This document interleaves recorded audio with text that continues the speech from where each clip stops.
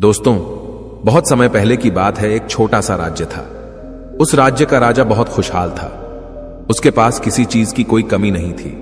प्रजा भी अपने राजा का खूब आदर सत्कार किया करती थी।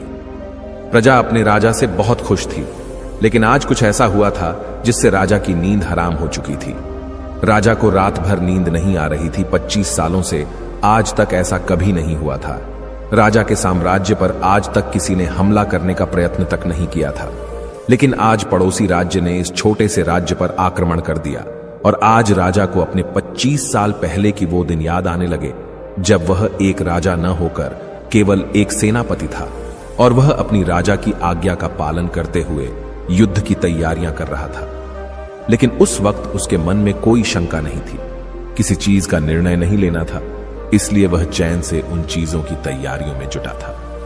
राजा बहुत दुविधा में था। उसे समझ नहीं आ रहा था कि आखिर वह अपने साम्राज्य को किस तरह से किसी और राजा के हाथों में सौंप दे, जिस साम्राज्य को हासिल करने के लिए उसने दिन रात एक कर दिया।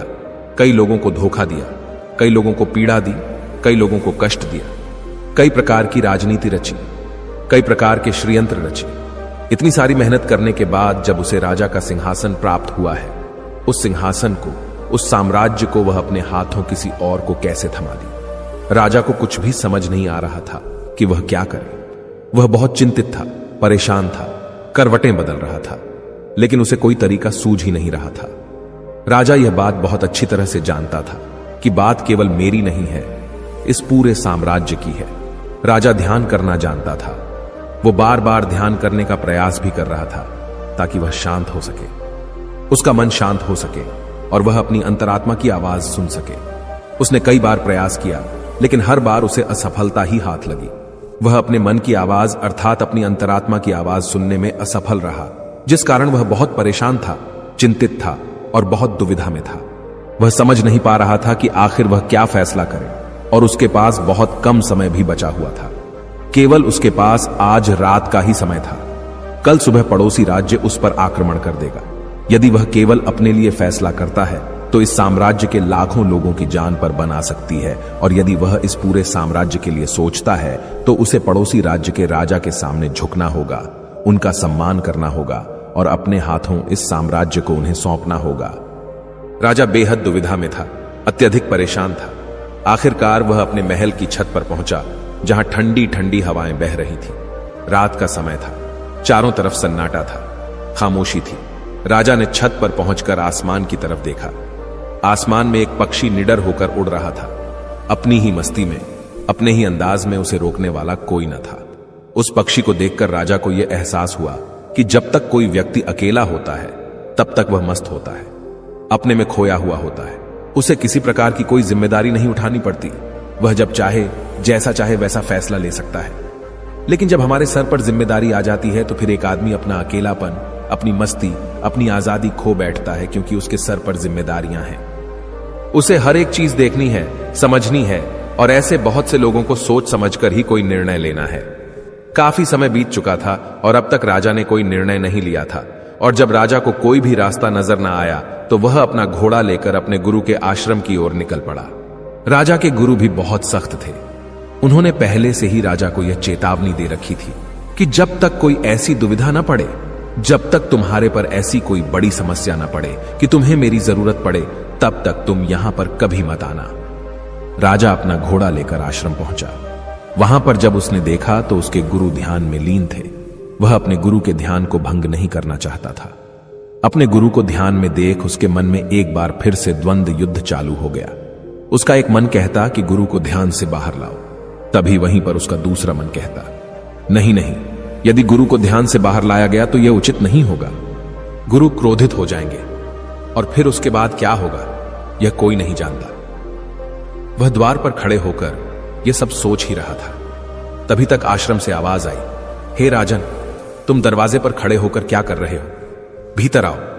राजा आश्रम के भीतर गया और उन गुरु को प्रणाम करके कहता है, गुरुदेव, आप तो मेरे मन की बातें भली भांति जानते हैं। आपको यह भी पता होगा कि आज मैं क्यों यहां पर आया हूं और किस बात से मैं चिंतित हूं। चिंता के कारण मुझे नींद नहीं आ रही।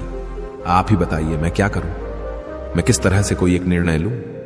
मैं किस तरह से अपनी अंतरात्मा की आवाज सुनूं? जिससे मैं निर्णय लेने में सफल होता हूं। किस तरह से मैं एक सफल निर्णय लूं और किस तरह से मैं अपने साम्राज्य को बचा पाऊंगा। राजा की यह बात सुनकर कुलगुरु मुस्कुराने लगे और राजा से कहते हैं, हे राजन, हर इंसान के दो मन होते हैं। एक मन उसे कोई काम करने के लिए प्रेरित करता है तो दूसरा मन उसी काम को टालने का प्रयास करता है, उस काम से पीछा छुड़ाने का प्रयास करता है, और इन्हीं दोनों मन के बीच में हम फंस कर रह जाते हैं। हम किसी एक तरफ निर्णय नहीं ले पाते, हम किसी एक दिशा की तरफ नहीं बढ़ पाते, और ऐसे समय पर हमारे मन में सवाल उत्पन्न होने लगते हैं कि जो फैसला हम लेने जा रहे हैं क्या वह सही है या फिर गलत। ऐसी स्थिति हमेशा आधी अधूरी हो जाती है और वह हमें अपने पूरे जीवन भर पछताने के लिए मजबूर कर देती है। तभी वह राजा कहता है कि गुरुवर, यह तो मैं भी जानता हूं और मैं भी इसी शंका में फंसा हुआ हूं। मैं यहां से निकल नहीं पा रहा। मुझे यह नहीं समझ आ रहा कि मैं किस तरफ जाऊं, मैं कैसे सही निर्णय लूं, मैं कैसे अपनी अंतरात्मा की आवाज सुनूं जिससे मैं एक सही निर्णय ले पाऊं। आप मुझे कृपा करके कोई मार्ग दिखाइए, कोई सही तरीका बताइए जिससे मैं सफल और सही निर्णय ले पाऊं, जिससे मुझे जीवन भर पछतावा ना हो। तभी गुरु उस राजा की बात सुनकर एक बार फिर मुस्कुराने लगे और राजा से कहते हैं, हे राजन, जीवन में कोई भी फैसला गलत या सही नहीं होता। यह तो हमारे मन की संरचना है, यह तो हमारे मन का माया जाल है। वास्तविकता तो यही है कि जो होना होता है वही होता है। हमारे और तुम्हारे करने से कुछ भी नहीं होने वाला, कुछ भी नहीं बदलेगा। लेकिन फिर भी हम अपने अहंकार में यह सोचने लगते हैं कि हम जैसा चाहते हैं हम वैसा ही करेंगे और जैसा हमें चाहिए बिल्कुल वैसा ही होगा। हम यही सोचते हैं कि हम अपने फैसले से दुनिया बदल सकते हैं और इसीलिए हम सही और गलत के चक्कर में फंसकर रह जाते हैं और हम कोई भी कदम आगे नहीं उठा पाते, कोई भी निर्णय नहीं ले पाते। लेकिन वास्तविकता तो यही है कि फैसला कभी भी गलत और सही नहीं होता। मान लो कि आज तुमने एक गलत फैसला भी ले लिया तो भी तुम्हें भविष्य में आगे चलकर सही सीख ही देगा, और यदि तुमने एक सही फैसला ले लिया तो वह तुम्हारे लिए कामयाबी बन जाएगी और वह तुम्हारे लिए आगे का रास्ता भी खोल देगी। देखा जाए तो वास्तविक तौर पर दोनों ही परिस्थितियों में तुम्हारा ही फायदा है, तुम्हारी ही उन्नति है। कम से कम ऐसे में तुम एक जगह पर ठहरे हुए तो नहीं हो, तुम्हारा मन इस शंका में फंसा हुआ तो नहीं है, तुम इस माया जाल से निकल चुके हो। तभी वह राजा उन गुरु से कहता है, हे गुरुवर, आप कहना क्या चाहते हैं? आप कहीं यह तो नहीं कह रहे कि मैं बिना सोच विचार के कोई भी निर्णय ले लूं? क्या ऐसा करना मूर्खता का प्रमाण नहीं होगा? आज मेरे ऊपर लाखों लोगों की जिम्मेदारियां हैं और वे ऐसे ही कोई भी फैसला कैसे ले सकता हूं? तभी गुरु मुस्कुराते हुए राजा से कहते हैं, हे राजन, तुम मेरी बात समझ नहीं रहे हो। मैं तुमसे ऐसा नहीं कह रहा कि तुम सोच विचार कर निर्णय न लो, बल्कि मैं तो यह कह रहा हूं कि अच्छी तरह से सोच विचार कर निर्णय लो, और अच्छी तरह से सोचने के बाद, पूर्ण रूप से सोच विचार करने के बाद तुम अपने दोनों मन को एक जगह पर सहमत करवाओ। यदि तुम अपने दोनों मन को एक निर्णय पर ला पाए, एक काम के लिए और एक ही दिशा में ला पाए, तो वही फैसला तुम्हारी अंतरात्मा का फैसला होगा। तुमने कई बार यह अनुभव तो किया ही होगा कि किसी काम में तुम्हारा मन तो लग रहा है लेकिन बुद्धि तुम्हारा साथ नहीं दे रही, बुद्धि तुम्हारा पल पल विरोध कर रही है, और ऐसी परिस्थिति में हमारे मन और हमारी बुद्धि के बीच युद्ध चल रहा होता है। लेकिन यहां पर समझने वाली बात यह है कि जो बातें तुम्हारे मन से उठ रही हैं वही बात तुम्हें सही रास्ते पर ले जाना चाहती है। वहीं पर तुम्हारी बुद्धि तर्क वितर्क करके उस रास्ते को साफ करना चाहती है, सभी प्रश्नों का निवारण करना चाहती है। जैसे मान लो कि तुम एक पहाड़ी पर जाना चाहते हो जहां पर तुम्हें यह पता चला है कि वहां ढेर सारा सोना है, लेकिन इसके लिए तुम्हें घने जंगलों से होकर गुजरना होगा। तुम्हारा मन वहां जाने के लिए तैयार है, वह सोने को पाना चाहता है, लेकिन तुम्हारी बुद्धि तुमसे यह कह रही है जंगल बहुत घना है और बहुत खतरनाक भी है। वहां पर तरह तरह के विशाल जानवर रहते हैं, तरह तरह के जंगली जानवर रहते हैं और उसका रास्ता भी सुरक्षित नहीं है। वहां पर चोर, डाकू और लुटेरे भी हो सकते हैं, पर पता नहीं वहां पर रास्ते में कुछ खाने पीने को मिलेगा या नहीं मिलेगा। और तो और हमारी जान को खतरा भी हो सकता है कि सारे प्रश्न हमारी बुद्धि खड़ी करती है। लेकिन इसका अर्थ यह नहीं कि तुम्हारी बुद्धि तुम्हें रोकने का प्रयास कर रही है, बल्कि वह तुम्हें सतर्क कर रही है। और जब तक तुम अपनी बुद्धि के सवालों का निवारण न कर लो, तब तक आगे बढ़ना मूर्खता का प्रमाण ही होगा। ऐसे रास्ते पर जाने से पहले तुम्हें अपने खाने पीने की सामग्री का इस्तेमाल करना होगा, उसके बाद सुरक्षा के लिए कुछ हथियार और कुछ सैनिकों को भी साथ लेना होगा। और जब तुम्हारी बुद्धि पूरी तरह से संतुष्ट हो जाए, जब उसके सभी सवालों का निवारण तुम कर लो, तब तुम आगे बढ़ सकते हो, क्योंकि अब तुम्हारी बुद्धि के सभी सवालों का निवारण हो चुका है। लेकिन कुछ ऐसे लोग भी होते हैं जिन्हें पता होता है कि उस पहाड़ी पर खजाना है, लेकिन फिर भी, और वह यह भी जानते हैं कि रास्ता बड़ा कठिन है, लेकिन वह अपनी यात्रा कभी शुरू ही नहीं करते हैं।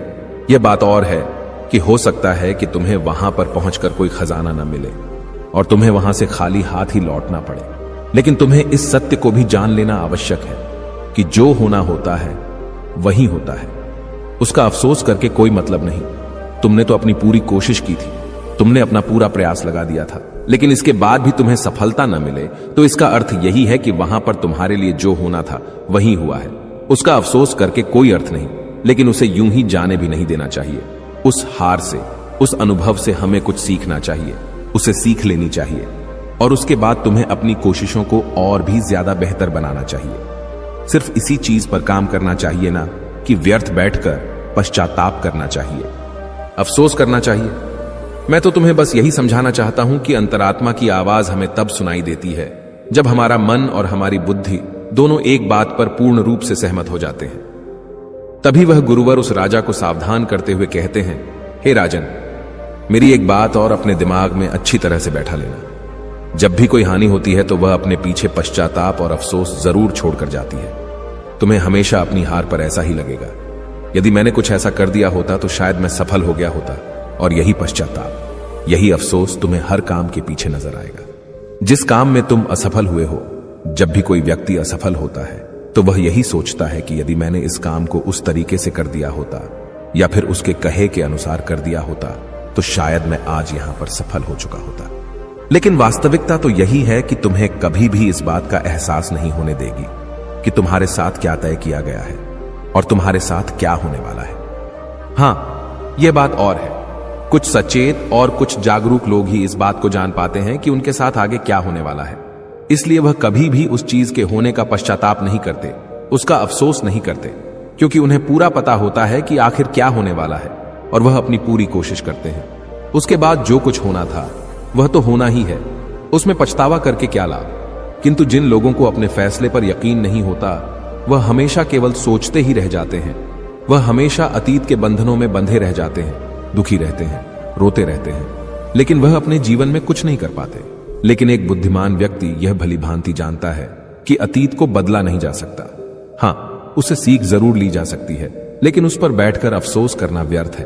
किंतु वर्तमान में हम सही निर्णय ले सकते हैं, और भविष्य जो कि हमारे हाथों में है ही नहीं।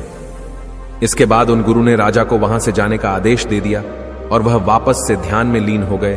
और गुरु की सारी बातें सुनकर राजा के मन में जो द्वंद्व युद्ध चल रहा था वह पूरी तरह से शांत हो चुका था। राजा वापस महल लौटा और उसने शांतिपूर्वक अपने मन और अपनी बुद्धि को एक ही निर्णय पर सहमत करवाया, और वह था कि हम युद्ध लड़ेंगे। जब राजा के मन से यह निर्णय उठा तो उसकी बुद्धि ने उसके सामने कई प्रकार के सवाल उत्पन्न कर दिए, जैसे कि हमारी सेना बहुत छोटी है, हम उनके सामने टिक नहीं पाएंगे, और पड़ोसी राज्य के पास एक विशाल सेना है जो हमें चुटकियों में मसल सकती है। उनके पास तरह तरह के हथियार हैं और लड़ने का कौशल भी है, और ऐसे ही कई प्रकार के सवाल उसकी बुद्धि उससे कर रही थी। उन सभी प्रश्नों का जवाब देते हुए राजा आगे बढ़ता चला गया, और वह इसी निर्णय पर पहुंचा कि हम युद्ध लड़ेंगे। यदि हम सही रणनीति से, सही तरीके से युद्ध लड़े तो हम छोटी सेना के साथ ही उन्हें हरा सकते हैं। इसके बाद वो राजा चैन की नींद सो गया, और अगली सुबह उसने अपने सेनापति को आदेश दिया कि हम युद्ध लड़ेंगे, सेना को तैयार करो। सेनापति ने राजा की आज्ञा का पालन किया। दोनों ही राज्य में घमासान युद्ध हुआ। हालांकि इस राज्य की सेना बहुत छोटी थी, बहुत कम थी, लेकिन राजा की सही रणनीति के कारण, राजा की सही नीतियों के कारण आखिरकार राजा ने इस युद्ध को जीत ही लिया। दोस्तों, उम्मीद है कि आपने आज के इस वीडियो से जरूर कुछ न कुछ सीखा होगा। इस वीडियो को लाइक और अपने दोस्तों के साथ शेयर करना ना भूलें।